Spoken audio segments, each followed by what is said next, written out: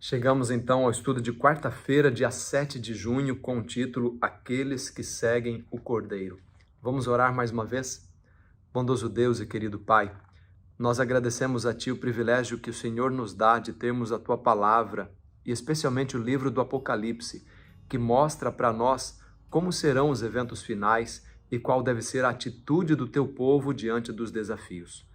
Que essas palavras façam sentido para nós e que nossa vida seja uma vida de tributo a Ti, de honra a Ti, uma vida que glorifique o Teu nome. Nós oramos por Jesus. Amém. Amigos, esse texto de hoje, Apocalipse 13:3 e Apocalipse 14, verso 4, são muito importantes e eu gostaria de ler porque mostram exatamente a polarização que haverá no tempo do fim. Aliás, a palavra polarização é uma palavra hoje que está sendo muito falada e até alguns cristãos dizem, olha, nessa polarização que está tendo por aí, na verdade, a Bíblia fala de polarização, mas não polarização política, a Bíblia fala de polarização religiosa. E é natural que essa polarização aconteça e o mundo será dividido em uma grande polarização. A Bíblia fala do caminho largo e fala do caminho estreito, fala do trigo e fala do joio, fala da mulher pura e fala da prostituta. Então, é natural que haja uma polarização e uma polarização completa.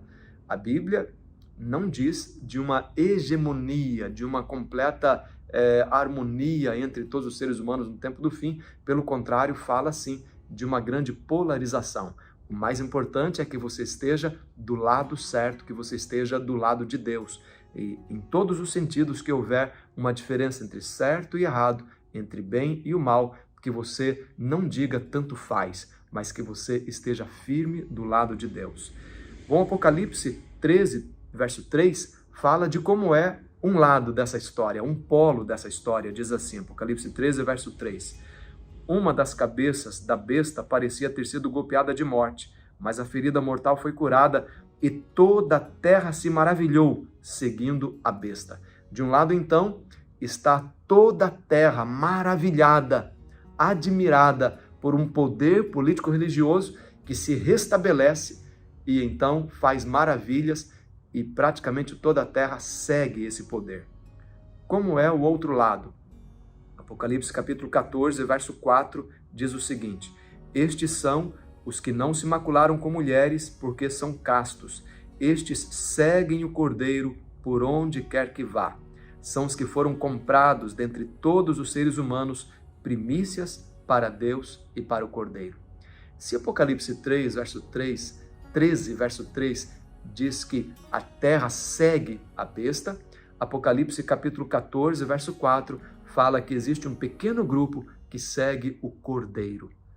A humanidade toda será dividida em dois grupos: os que seguem a besta e a sua imagem, os mandamentos de homem, a vontade humana, os prazeres humanos, as diretrizes humanas, o politicamente correto do humano, e do outro lado aqueles que seguem o Cordeiro, seguem a Cristo Jesus, seguem a verdade, andam de acordo com os princípios de Deus, guardam seus mandamentos, têm a fé de Jesus. Qual é o lado que você vai escolher? Eu espero que seja o lado de Cristo Jesus. O comentário da pergunta número 6 da nossa lição diz: como sempre, será de um lado ou de outro, por Jesus ou contra Jesus. Assim como no presente, não haverá meio termo, nem posição neutra.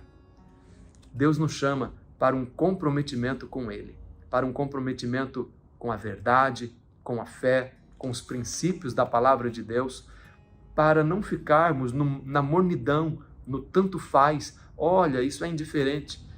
Aquilo que Deus diz que é. Aquilo que Deus diz não é não. Então, a nossa segurança está em fazermos a vontade de Deus e não a vontade do homem. Que você seja forte para fazer sempre o que agrada ao Senhor. Vamos orar?